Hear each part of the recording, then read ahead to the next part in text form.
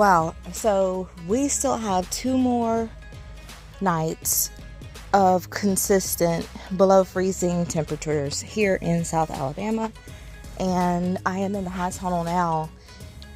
And even with covering our pepper plant and putting the heating there, also our peas, the tomatoes, so much has received damage.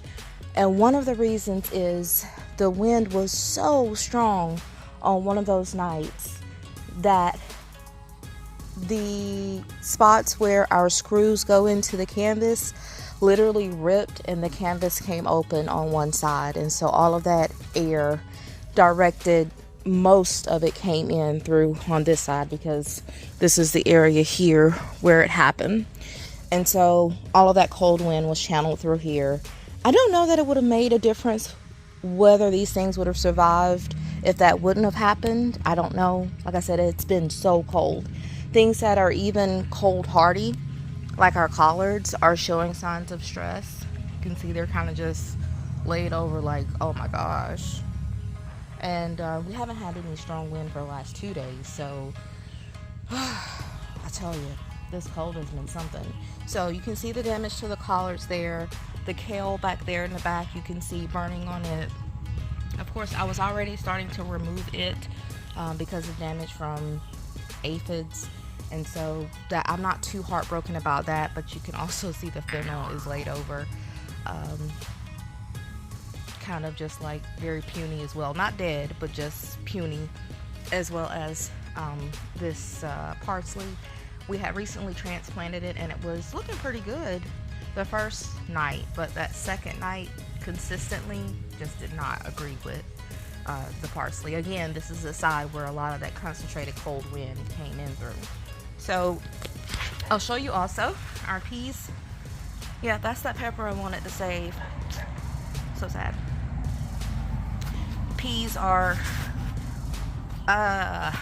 they're looking rough. And oh, another area that ripped was down on this side.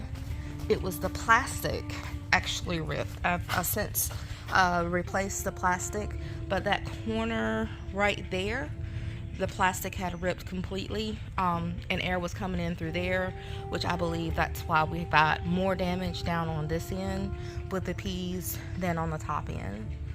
I had moved these trees from the back there. Those two that are back there are pear trees, so they can handle the cold better than these citrus trees here. This grapefruit tree is looking the worst. The tangelo is looking pretty well, so I'm happy about that. Like I said, we've got 2 more nights of really low temperatures before, and then next thing you know, we're going to be in the 70s. I'm going to have to open this thing up. The weather here is crazy. You can see that there's also some issues there, just a little bit, with our cabbage and cauliflower. Our celery that I was just bragging on is showing some signs of stress just from dealing with the cold. But these new peas over here are just like, hey, I'm low to the ground, I'm good. But then as you can see, the fennel took a hit, pretty good hit. So I don't know, I'm gonna give that a few days and see what happens, if any of that perks back up. But I feel like it's not going to. Looks pretty rough. And then of course we've got some Mizuna there that's looking a little puny. So aside from it being cold, it's also been very dry. So out in our raised beds, we've still been having to water, which is crazy because it's freezing cold. You don't want to deal with water. And one day we literally couldn't because there was ice in the hose. And so, yeah, but today we got up to the 40s. So I should be able to do some watering out there once I get done in here. So that's how everything is going in the hot tunnel right now. With this winter front that's coming out from the Arctic, and I honestly have been happy to see some cold weather because we've noticed a marked decrease in pest issues in the hot tunnel. But again, we were already working towards some of those issues by treating. So also out here, oh yeah, look at that. That parsley was so bushy and just healthy looking, and now it's kind of puny as well.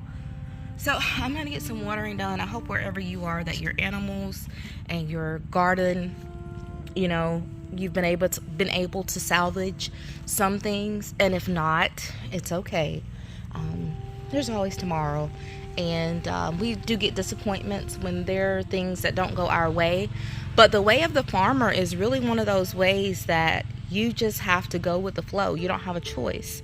There's so much that's out of our control.